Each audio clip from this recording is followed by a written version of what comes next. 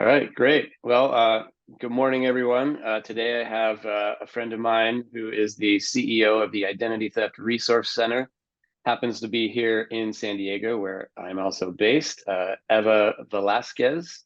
Uh, Great to have you here this morning, Eva. I'm really happy to be here. So Eva and I met, what was it, like a year or two ago? Because we're both here in San Diego. And what was the shirt that you had that I recognized as Stranger Things? Oh, I think it was my Hellfire Club shirt. Hellfire Club. Yeah, yeah. I have the I hat was like, too. yeah. And we met for coffee and I was like, is that a Stranger Things shirt? And she goes, the fact that you know that means that I think I'm gonna like you. I'm gonna like you. It means that you're cool people. I'm fangirling about Stranger Things. I actually had the opportunity to go to one of the pop-up stores that they had when the last season came out in Dallas, and you had to get tickets, and my daughter got us tickets. So I have to admit, I bought a lot of merch because I liked the show and I liked the merch. That's awesome. I still need to get some. I don't have any merch, but I need to get some.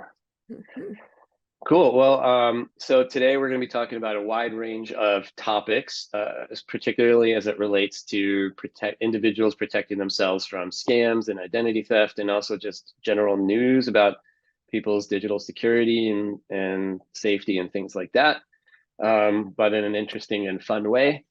I thought, Eva, we could start with the Identity Theft Resource Center. Can you tell us a little bit about what that is and yeah, what you guys do? Sure, sure. So the Identity Theft Resource Center, affectionately known as the ITRC, is a 501c3 charity organization. So we've been around for 24 years, founded in 1999, and I've been the CEO for the last 10 years. And, when the organization started, it was very, very focused only on identity fraud, the misuse of identity credentials. And over time, over these last couple of decades, we really look more broadly at identity crimes. And that is a whole host of different issues that, of course, identity theft and fraud, but also scams and fraud, data breaches, because we're looking at the compromises. So we provide free one-on-one assistance to anyone who's a holder of a U.S. identity credential. So not just folks in the United States, but it could be, expats, military stationed abroad, anybody who's having an issue within the U.S. system. And we provide that tailor one-on-one direct support. We also have a help center on our website for folks that can navigate the issue through that kind of self-directed self-help. And then we publish 4 research papers a year, of course, all around these types of issues. And we do a lot of education and training and advocacy in the space. So we're involved in a lot, but the bottom line is we want to lessen the risk of becoming a victim, and we definitely want to lessen the impact that it has on people's lives.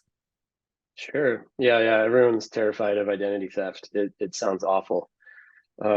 Speaking of that, can you kind of tell us like what is identity theft? Like how does it work and what happens? Just the whole thing from the perspective of the scammer and the individual.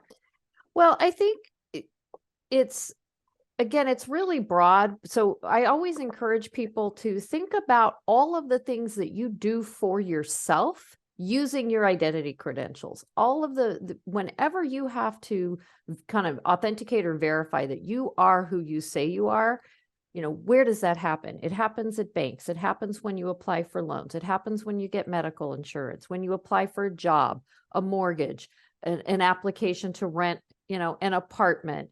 If you get a speeding ticket, it happens in the criminal justice system. So all of those places, if someone has enough of your credentials, which because of the state of data breaches now, they do, generally speaking, they can use that data to pretend to be you. So, and I could go into government benefits, filing false tax returns so they can get a refund, all of those different types of things. That's where we're looking at true identity fraud. And then identity theft, because there's a little bit of a misnomer, there's just the different language that's floating around out there. Identity theft is actually the taking of those credentials. So that can happen in a data breach. It could happen in a scam. Maybe you think you're talking to your bank, or you think you're talking to a government agency, and they start asking you for information to verify you. What's your social? What's your date of birth? What's your driver's license number? And you provide that information. So it's a self-compromise. That's identity theft. And then there's a whole host of scams and fraud that can be perpetrated against you, either impersonating you or against you using your identity credentials. Okay. So how do the scammers, do they mainly get these credentials from like the dark web, or what are some ways that they like figure out how to get the information they need to take your identity? Yeah, of course, there are dark web identity marketplaces where all of this data is available for purchase. And, my background in fraud, I've been in this space for decades. I started my career at the San Diego District Attorney's Office. I was there for 21 years, and I spent the last 10 of those years investigating economic crimes and fraud. And at that time, you really needed to have some skills. You needed to have some skills to be successful at perpetrating fraud and identity crimes. And now the bar to entry in this ecosystem is practically non-existent, because all you have to have is a little bit of seed money, and you can buy anything that you need on the dark web. And in fact, it's really not just the dark web, it's on the public web. We see YouTube videos of people that have stolen mail that they're selling. Oh, we got these checks that you can wash. Here's a driver's license. Here's a passport.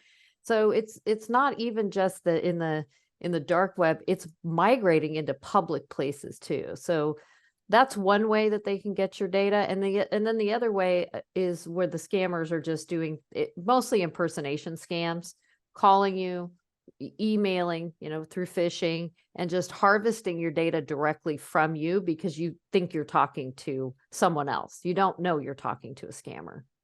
Oh, okay. So how do they find my phone number or email to even call me to try to get that information?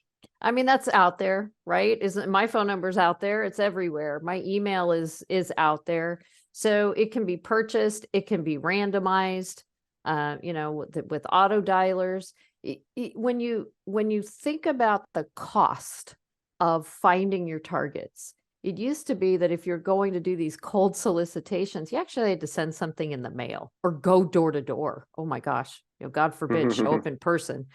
But even sending it through the mail, there's a cost associated with that.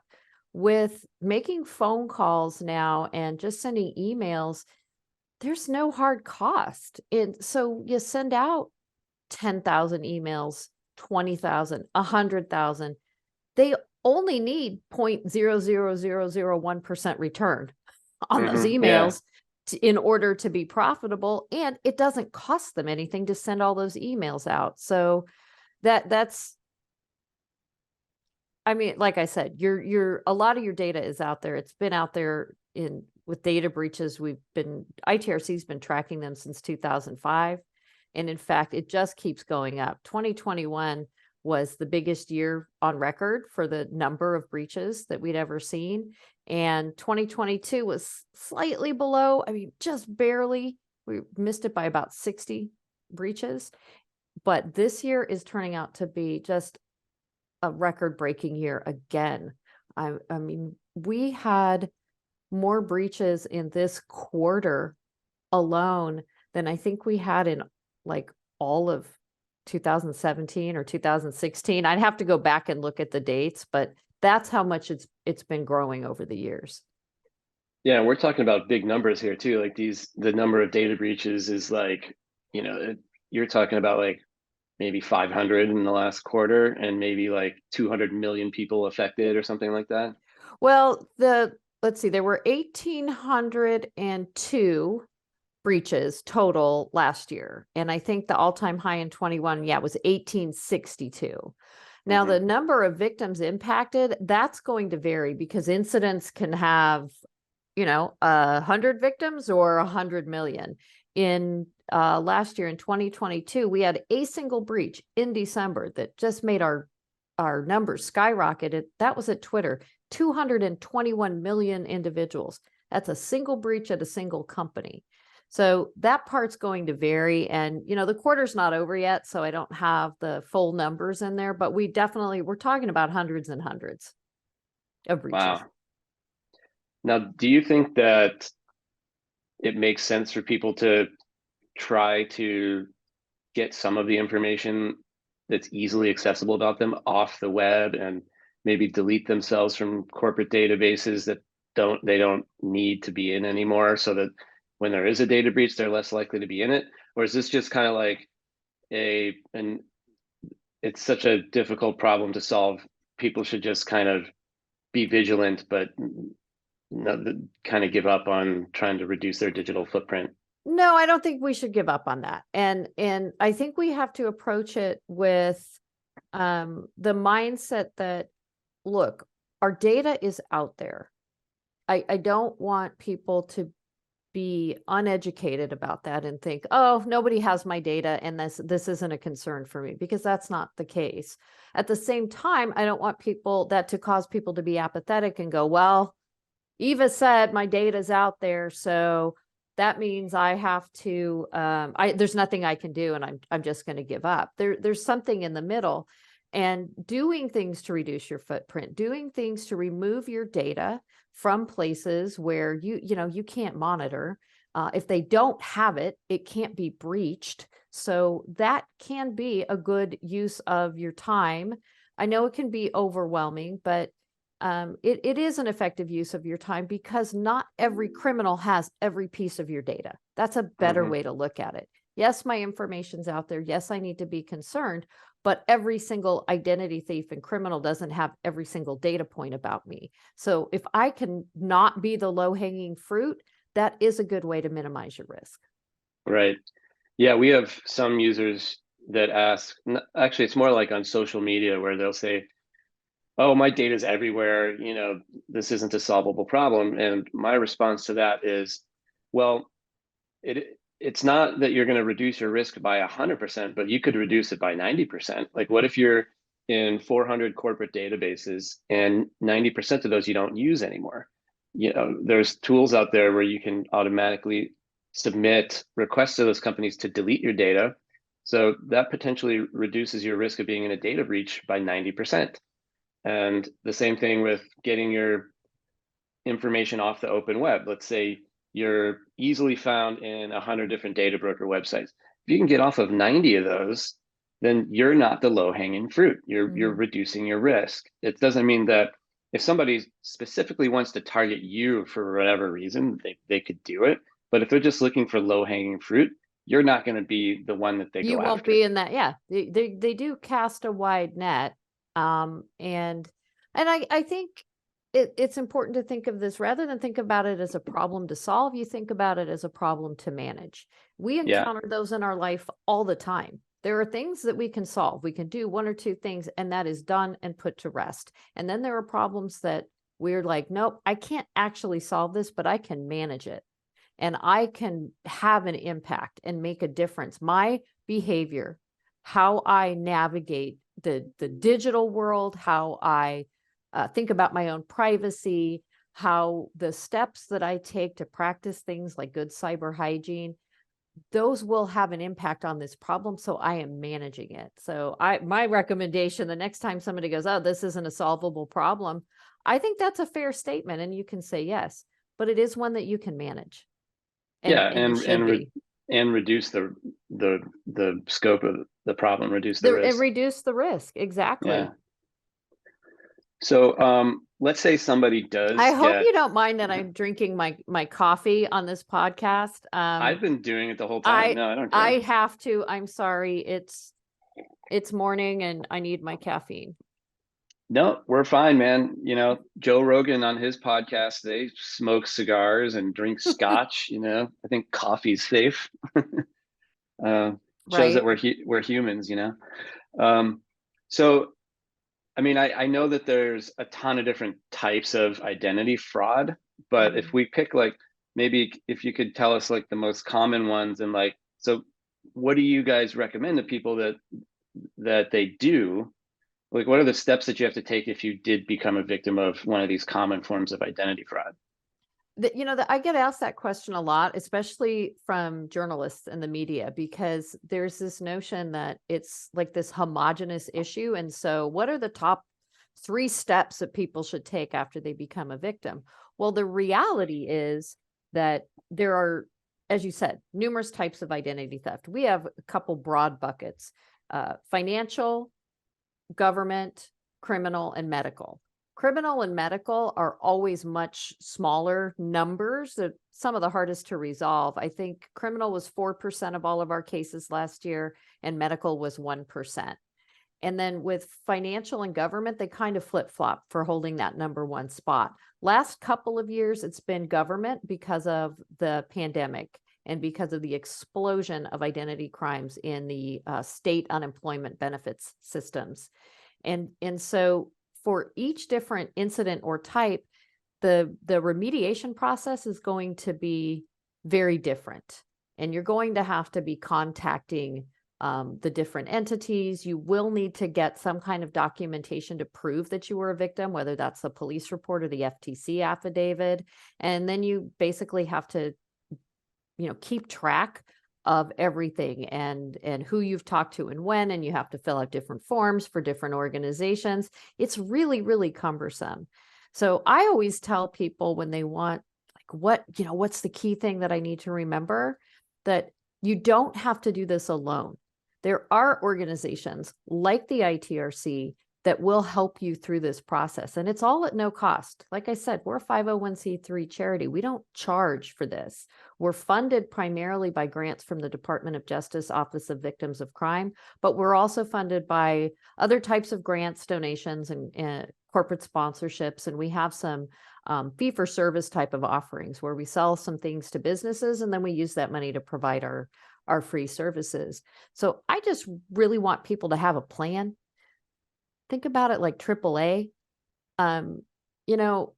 You can drive safely on the road and make sure you maintain your car and do all of those things, but there's no guarantee that you're never going to have a flat tire, no matter how safe you are. But a lot of people, they're like, oh, I have roadside assistance, so I'll do all these things to try to make sure it doesn't happen. But if it does, I don't have to freak out because I know where I'm going to go. I know what my next step will be. I'm going to call AAA or my roadside assistance and get on with recovering from this life incident. Well, I'd like people to adopt that same mentality. Know who we are. Give us a call, live chat with us. Know that the Federal Trade Commission has identitytheft.gov. We have idtheftcenter.org. There are resources. So do the things to minimize your risk. If something does happen, don't think you have to figure this out by yourself. You can get that free assistance and that trusted help if you need it. Yeah, that's great for people to know. So there's also these identity theft services that are like a monthly subscription. Experian has one, which is all the CRAs yeah. have them. Mm-hmm. Yeah, and almost every major bank offers it, almost, I think, for free to their customers, or and then you can go subscribe to something like LifeLock as well. So it seems like, so the way that those guys work is they have a kind of a monitoring component, and then a management component, and then a recovery component, right? Yeah, recovery. And then they have the insurance, which basically makes people feel good, because it's like, well, even if I do get scammed out of $10,000, I have $1 million of insurance, so that I can get paid that money back. How do you guys fit in with like a LifeLock? Do you see yourself as complementary to them, or yes, maybe? Okay. To all of there are a ton of identity management services and companies, and our position on these paid services is that they can have value and they can take some of the legwork out of the process if you want to do it yourself. There are things in the monitoring world that some of these companies do that would be very hard for an individual to do themselves. And then as far as the recovery services, Some of them will go ahead and get a power of attorney and just do a lot more of the legwork than if you're doing it yourself. Now, the big caveat there is with any paid service, you can't abdicate all responsibility. I go back to the analogy of the AAA.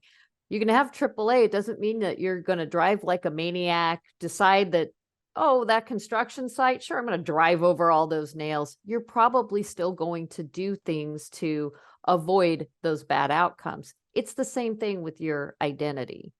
The challenge is that not everybody has the disposable income to pay for a service to do that extra legwork for them. And so the ITRC fills that gap. And we make sure that the folks, for whatever reason, whether that's just not how they want to spend their money, or they simply don't have the disposable income to do it, that they have a choice and they can come to us. So I see ITRC as being complementary to this system and filling that gap and that need. And full disclosure, a lot of those organizations you just mentioned are on the ITRC board. They provide financial support and strategic support to and their expertise to this organization to make sure that we exist so that there aren't any people left behind, any victims left behind. Yeah, that's great. So, regardless of your financial means, there's free organizations like the identity.gov and also the ITRC to help people. And yeah, these monitoring services, the way that I think about them is that they're more helpful than not having them, but they don't really solve the whole problem. There's other things you have to do. Correct. Like paying attention. There's no panacea. Yeah, it's nice to find out when there's a credit has been applied like in your name, but that's only like a small fraction of the types of identity fraud that can happen. And LifeLock isn't able to monitor like my medical records or my government records or things like that. So they're really just helping me reduce my risk of having credit applied in my name, which is just one of identity fraud. To be honest, all of the identity protection companies, I don't want to single any one of them out because they all have different service offerings, and they're constantly updating what they can monitor and what they scrape and what they're looking for. And so I don't know what the limitations are of each and every one of these services. But I can say that if you are thinking about purchasing one of these services, really do your homework. Make sure that you read up on what it is that they offer, how they monitor different places, and realize that, to your point, no one organization or person can monitor for absolutely everything. And when it comes to credit and in the financial systems, we actually have made a lot more progress in doing things like creating uniform processes and choices for consumers, because you can freeze your credit. So you can choose to monitor it, but you can also freeze it. Yeah, it becomes a little bit more tedious when you're trying to build credit and use credit. And some people really don't like that. They're like, I do not want to have to thaw and refreeze my credit every time I want to apply for something new. I tend to tell people it's a small price to pay, and it's not that cumbersome. It really takes isn't. like 1 minute to unlock your credit and 1 minute to relock it. So there's a difference between a lock and a freeze, though. The lock is the product that a lot of these companies offer.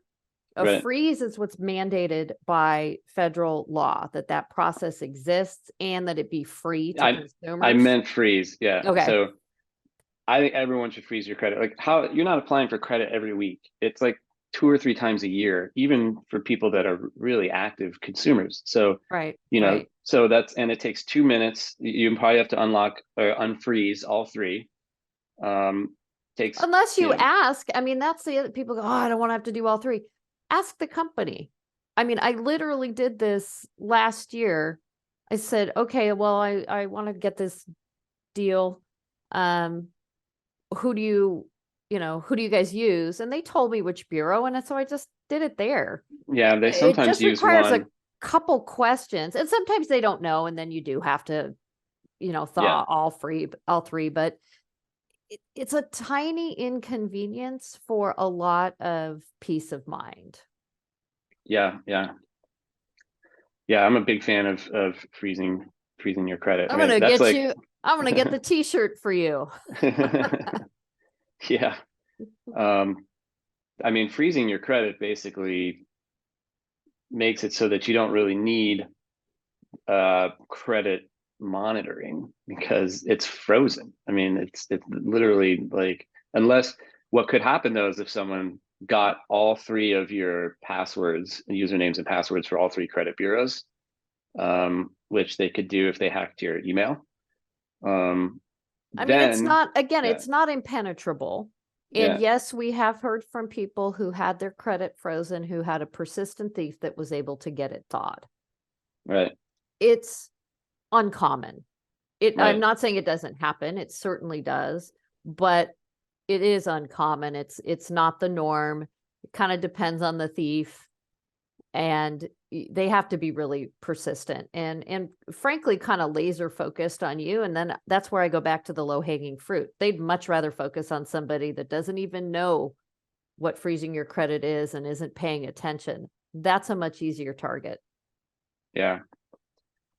Cool. All right. Well, I think we've covered a lot of ground here on identity theft. I guess actually I do have a few more questions about it.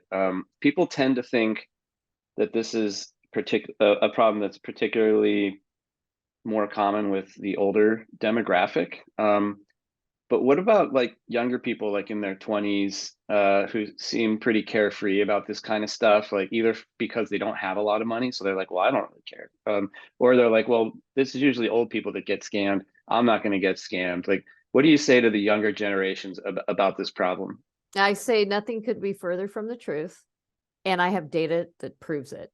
You look at the ITRC data, you look at FTC data, and what it's demonstrating when you look at we'll just focus on age demographics. You look at those age demographics, it's pretty across the board.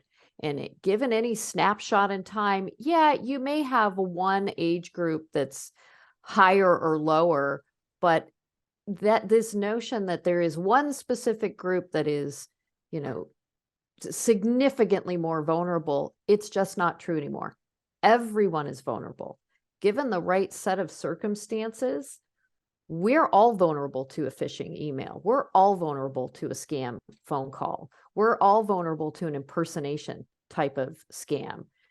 And we have to recognize that and know our own limitations and realize it's not about your age. It's more about how you navigate the outside world, particularly the digital world.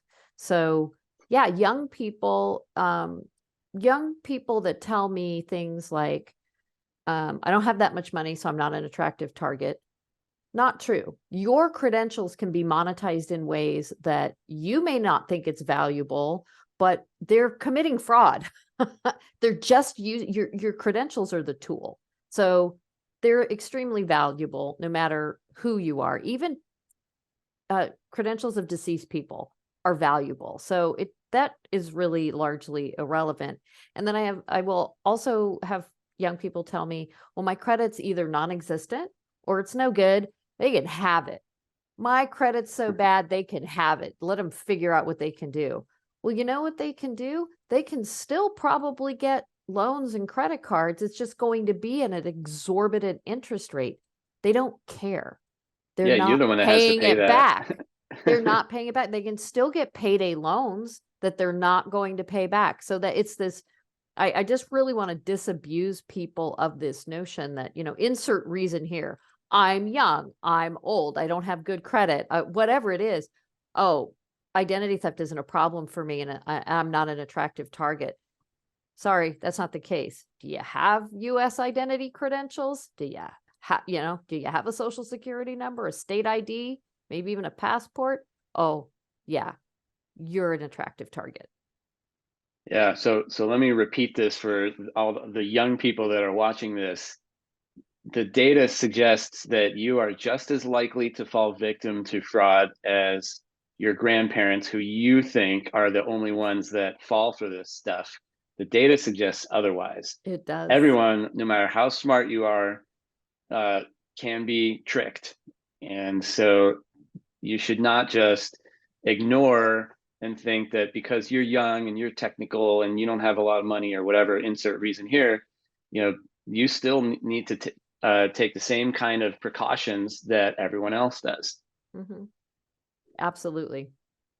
Yeah, you do not want to be one of these people that gets scammed, because the amount of time that it takes to unwind the damage is, it's almost as much, the time is and the inconvenience is potentially just as bad as the actual fraud itself. I mean, it's hours and hours of conversations and unwinding talking to all. It depends on the type of fraud, but like, if you become a victim of identity theft, you have to now assume that everything could be compromised. You have to Yes, you change your do. change your bank account passwords, change your social media passwords, monitor your credit and your bank accounts, look at all your transactions, make sure that nothing in there doesn't make sense.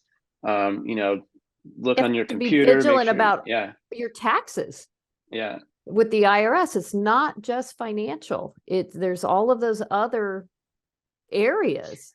So yeah, it can take, I mean, again, we have the data. We have our consumer impact report where we ask people that we helped in the previous year, how has this affected your life? Not just specifically like what happened and how much time did you spend and how much money did you lose? We ask that, but we ask a lot, much deeper questions.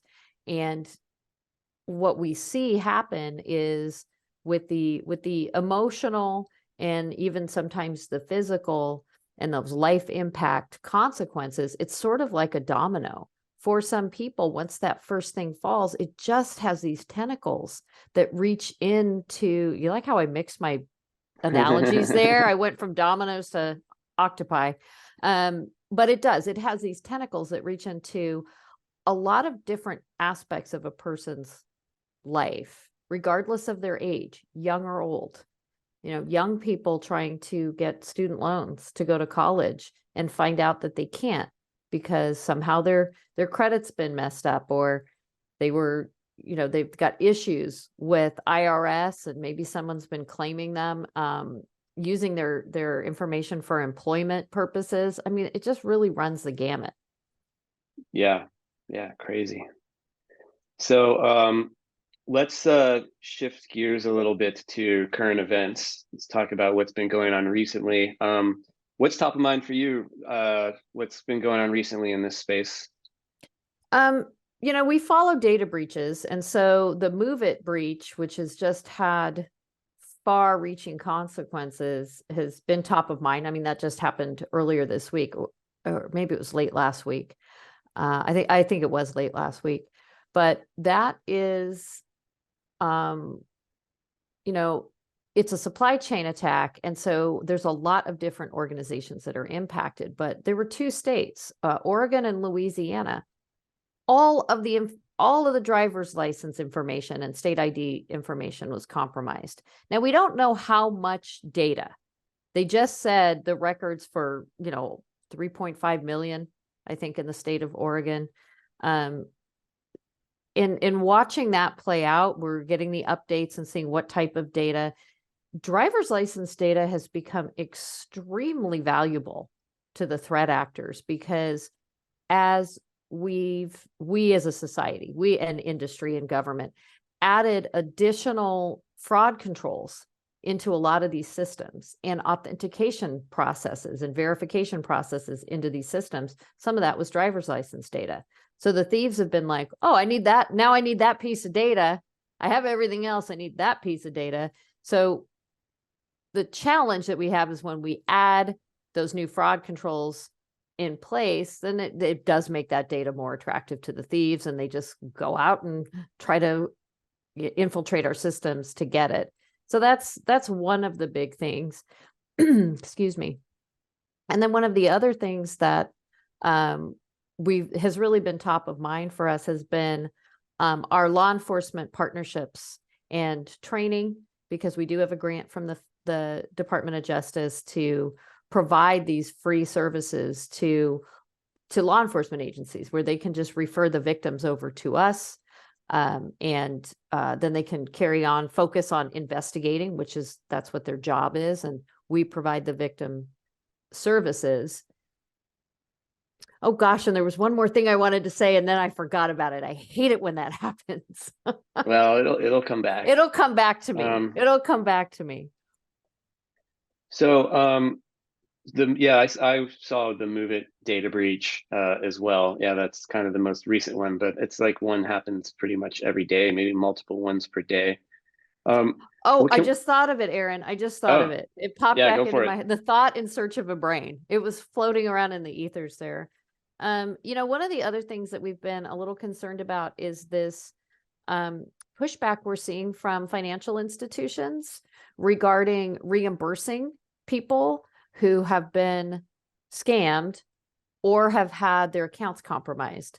Now, there's been an ongoing conversation about the difference between authorized and unauthorized payments, with unauthorized payments being I didn't do that. I didn't make that charge. I had no idea. Cards in my wallet. It wasn't stolen. That wasn't me. And the banks go, okay, that was an unauthorized charge. And then you have authorized payments where someone says, yes, I did authorize that payment, but I thought I was talking to my bank. I thought I was talking to the IRS, the Department of Homeland Services. It's usually some kind of imposter scam. Well, the banks pushed back really hard on that and said, hey, you authorized that payment. That doesn't follow under our regulations that we have to reimburse you for that.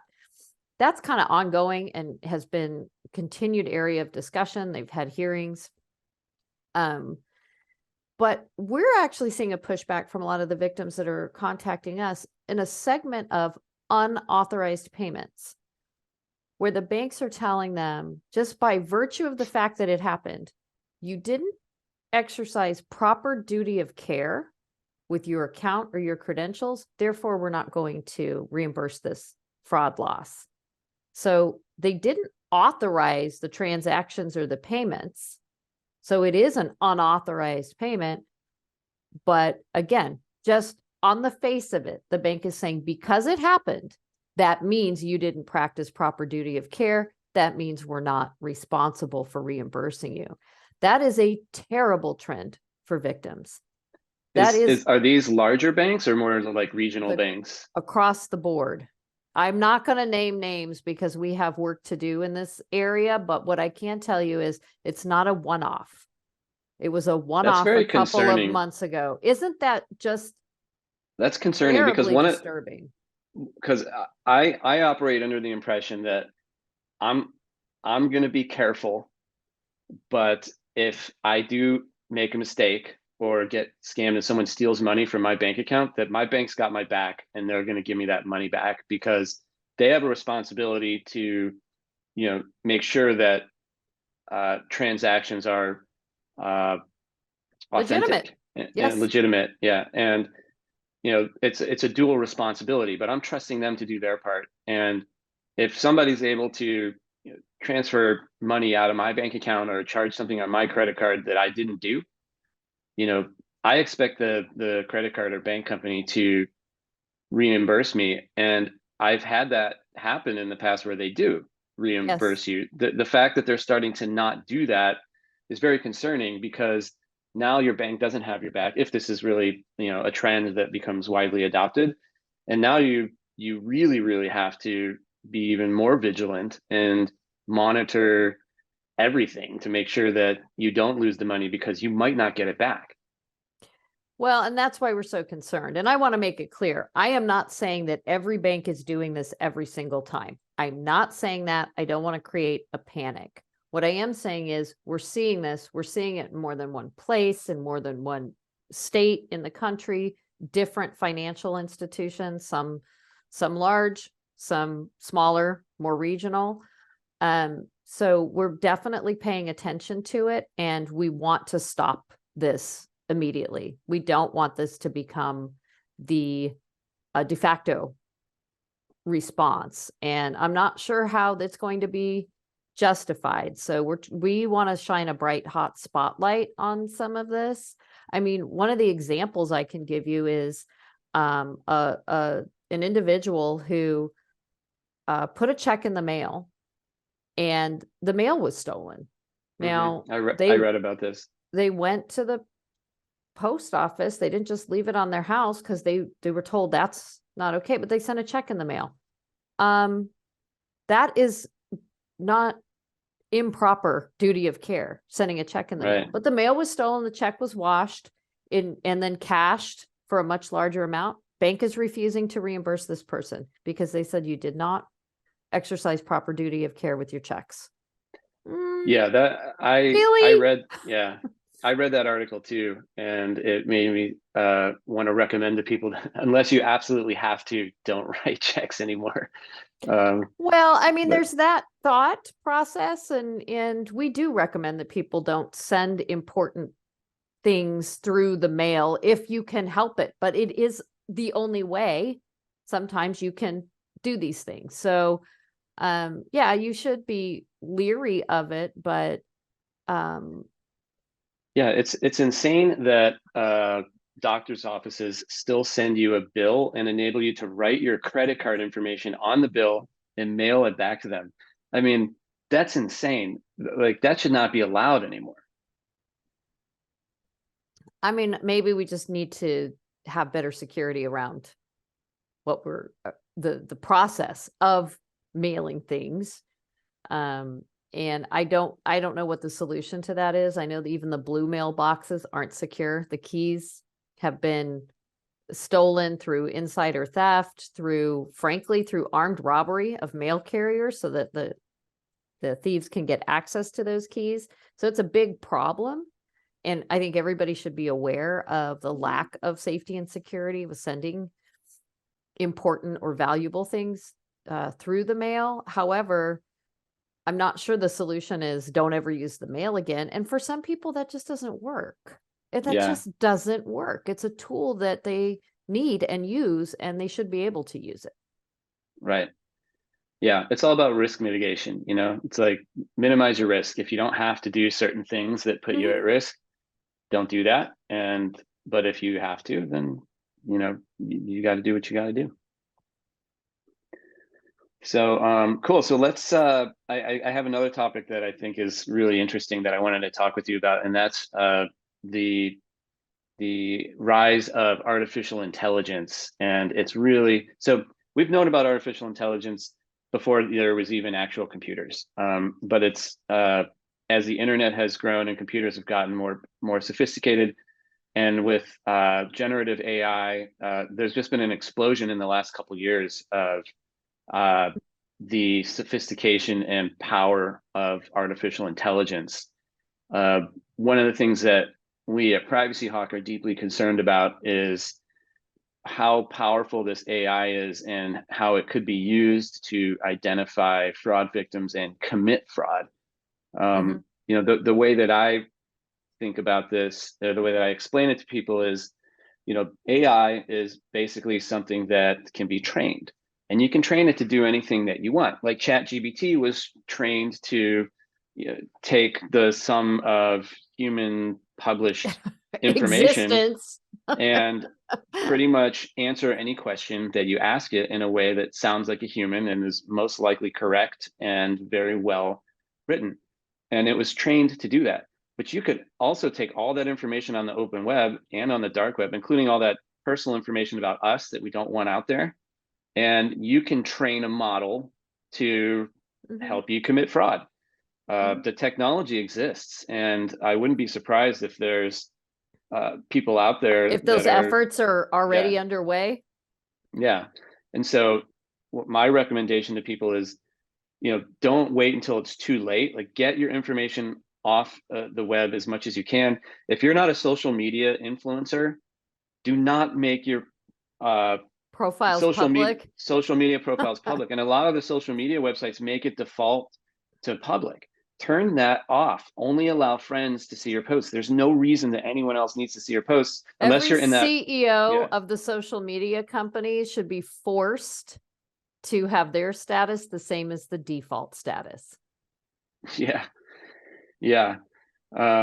And maybe they do because they're the voice, and they probably don't post things that are personal. They probably have a separate personal They account. have a separate personal Yeah, account yeah, that's private, that's not set to the yeah, default setting. yeah, exactly. So there's an episode of Westworld, which is an HBO special about, it's a dystopian world where robots are indistinguishable from humans, and there's they have in, I think it's season 3, where they're out of the West and they're in the real world, and it's super futuristic. There's this giant AI machine that knows everything about everyone, and it controls the entire world. And there's this one corporation that's meant to be one of like the big 5 tech companies. They made up a name for it, but it could be any of the big 5 tech companies. And this thing is controlling everyone, and it's controlling their behavior, it's controlling their careers. And there's this one scene where one of the robots is kind of fighting back against this and wants to destroy this machine because it's violating people's rights of free will. Mm-hmm. And she says, the person she's talking to says, how does this thing know all this stuff about me? How does it know my deep inner thoughts and how I'm going to behave? And she said, because it was fed everything that you've ever done. It's fed everything that you've ever done on the internet, and even private stuff. And it used that to basically predict everything that you could possibly do. So it's got every job application, every social media post, every like, every video you posted, everything you ever wrote publicly, everywhere you worked, where you were Every educated. website, yeah, every website Yeah, you searched, an article you read, not just what you said, right. but what did you consume? Right, exactly. So AI can be used to take that information and manipulate people. It can manipulate groups of people. It can manipulate elections. It can manipulate individuals. And it can be used, I think the easiest thing that it can be used for is to just identify low-hanging fruit fraud targets. Mm-hmm. You know, you could train it with a list of people that you were able to successfully commit fraud against, and then take all the other data about everyone else, and you could say, find me people that look the most like these people. It's called a lookalike model. You could do fraud lookalike modeling, and I'm sure people are trying to do that right now. And so But a well-trained, I mean, Aaron, a well-trained algorithm or machine, if you're training it with all of the current types of fraud, how that's being perpetrated, who it's being perpetrated against, it can also identify new fraudulent opportunities, not just the yeah, people, but the vulnerabilities in the systems that exist that have not yet been exploited yet. I mean, I'm always stunned at how identity criminals monetize our data and our information, and they come up with something new, and you got to really try to think like a fraudster, but it's like, how did they even think of that? I mean, who knew when we went, oh, let's start e-filing? What was that, like 2010? Or it was earlier than that. But anyway, let's start e-filing our taxes. We're going to make this so much easier. We're not going to have to send this stuff in the mail because people can steal the mail. We're going to do all this online. Once they kind of, the fraudsters were going to kick that door open and just start filing these false tax returns in our names because they understood how this process worked. I mean, who thought of that? And right, then, we spent like 5 to 7 years trying to shut that door and kick it closed because it was such a cash cow for them. But an AI model with the right inputs could, within seconds, identify, oh, you're monetizing data and committing these crimes this way. Well, here's a list of other ways that you can do it that you haven't even thought of. yeah, exactly. So I think the central theme, if you're trying to reduce your risk and protect yourself, is don't be the low-hanging fruit. And there's a lot of different tools you need to use for that. But one of them is make it more difficult to get a whole bunch of information about you. You know, maybe your name's always going to be out there, but you know, a lot of other stuff, particularly things that you post on social media, don't have to be out there. And you know, this is going to get crazy over the next few decades. I mean, It is. I told a journalist just yesterday that their AI right now, the maturity of it, even as sophisticated as it is a tiny fraction of where it's headed. And I liken it to how sophisticated the internet was in the 1960s to where it is now. Yeah, 20 years from now, the AI is going to be many, many orders of magnitude more powerful, both in good ways. Maybe it'll help save lives with medicine and things like that, but in very bad ways too, you know, for cyber terrorism and fraud and things like that. And so, you know, people need to start the preventative measures right now for what's coming. Well, and young people need to get the skills and join the fight so that they can help to build this more sophisticated AI that we can program to help us fight. Yeah, Fight the good. problem. Yeah. If you're gonna, use the fraudsters use all of these tools, we have to do the same thing, and we'll never beat them at their own game. I don't think there's any world that we'll live in where we'll be a step ahead of the fraudsters, a step ahead of the criminal element and those activities. But we need to be like one pace behind and not 10. And right now, that's where we're at. We're behind them and we can't even touch them in front of us. We need to be closer to neck and neck so that less people get harmed. Yeah, the future is a bunch of good AIs fighting against a bunch of bad AIs, and we're just kind of sitting on the sidelines, kind of hoping that the good AIs win. That they'll duke it out. Although for anyone that's currently watching that Class of 2009, have you watched that on Hulu? No, I haven't seen that. Okay, it's about FBI trainees, and it's only in its first season. But the reason I'm kind of interested in it is it's looking at this system of detecting criminal behavior. It's a little bit like Minority Report with the pre-crime, but instead of having precogs that are people who are prescient, it's an AI system. That's doing this predictive modeling.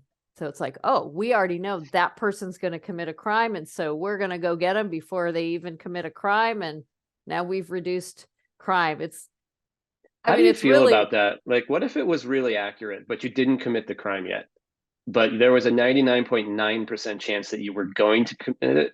How do you feel about using that? I think because of my background in the criminal justice system, I'm hardwired to believe in our process that you are innocent until proven guilty. And we cannot take that a step further and go, you're innocent until proven that you really, really, really would have done that. And part of that's the fraud background. In order to successfully prosecute fraud, in a lot of cases, you have to be able to prove intent. And that is very, very difficult. There has to be concrete evidence that proves that you intended to do this action. We would get complaints from the public for, say, a business transaction. Let's use a construction, like a remodeling company, for example. We paid them X amount of dollars and they never finished the job. Therefore, it was fraud. I have been defrauded. Well, no, that's a civil matter. And you can go after them for breach of contract, all of those things. But to prove that they never intended to finish the job, you have to have some kind of evidence, like, like an email that says, hey, we're going to take this guy's money and we're not going to finish the job. Short of that, if they can show, hey, we just went under, we hit a bad patch and we just went under and we can't do it. And there's rules about trust funds and not commingling funds and all of that. I won't get into all of those details, but I just kind of go back to proving intent, even when the action has occurred, is very difficult. So for us to get to a point where we go, oh, we have this amazing risk modeling and and the probability is 99.99999%. So therefore you're guilty. No, I don't think we as a society should never, ever go there, no matter how Yeah, tempting it is. yeah, absolutely. Maybe though it can be used to help, identify a crime that's about to happen and go monitor it. And if it does start to happen, you can get in and stop it. Yeah, and that's fair because the crime has now occurred and you can stop I, it like that. I mean, that's what That's a they do little now different. without AI, like, cops will Yeah. follow someone that they think is about to do a drug deal and they don't arrest them until they start and do the actual drug deal. Yeah, until Yeah, that takes place. Maybe we could use AI to do risk modeling for at-risk people and actually intervene instead of arresting them for the potential to commit a crime. Maybe we intervene with, you need some help. yeah, that would be great. I mean, Wouldn't that be beautiful? yeah, yeah, because it's like, You need some access people, to counseling or you need an opportunity or whatever it is. Now that I could get on board for, where it's yeah, helpful and not punitive and yeah, it's predictive. Okay, I could go for that. yeah, I think we need to go a lot further towards the helpful versus the punitive because, um, I think it's debatable how much free will we actually have, and especially given the environment that we're raised in. If you're raised in a very disenfranchised environment, and you have potentially congenital mental health issues or things like that, like you need some help, and we should be able to predict that and offer that help versus waiting for that person to commit a crime and then just throwing them in jail. Right. Well, I mean, if you want to get really meta into the fraud issue, I mean, you looking at why people perpetrate fraud, there are different schools of thought. And there are some people in the criminal justice system and they have PhDs and they look at all the data who have concluded that there are some people who are they have a criminal mindset and they want to be criminals and there's nothing you can do for them. And Yeah, I mean, based on my life experience, that is probably true. I just think that number is infinitesimally small. I think it is. that Yeah, number of people who truly have the criminal mindset and there's nothing that you can do to short of the punitive, short of locking them up, they exist. I just don't think it's anywhere near the number of people who are committing these crimes. That's often lack of opportunity. right. At the same time, I know how much harm is being created by these crimes and how many people are being victimized. And that's where I'm putting my energy, is to help people not become victims and to help them recover when they are. But there are a lot of other social programs that would truly help to address the root cause, which is, let's figure out why people are perpetrating these crimes in the first place and do something about that. And I wish them the best of luck. I will focus on the slice of this that I feel like I have the skills and the ability to have the biggest impact, but I would love to see more people addressing the lack of opportunity piece and just having a world where we create less fraudsters and scammers and identity thieves. Yeah, great. Well, we're up We got against time very here. philosophical there. That was great. No, that was a Covered. good, I think that's a good way for us to kind of bring it to a close. We're up against the hour. Super interesting conversation. You've given us a ton of very educational information that I think our viewers and listeners and yours as well will find really helpful and enlightening. And I think the central theme is that it's a complex problem. There's no one solution, but you should have a plan and take preventive measures and be vigilant and take advantage of both the free and paid, if you can afford it and want to spend that money, tools out there to help reduce your risk of all different kinds of fraud, because it's just not worth it's not worth being apathetic. The damage that can be done and the inconvenience and the loss is just too high. It's just like not having health insurance or auto insurance, not worth it. Yeah, the That risk one, isn't worth it. yeah, that one catastrophe can be life altering in a very negative way. So, but And what do we want to the, leave people with? Leave them with, don't be the low hanging fruit. yes, exactly. Um, thank you, Eva, for coming today. It's been really great to talk with you, and I'm sure we'll be talking again soon.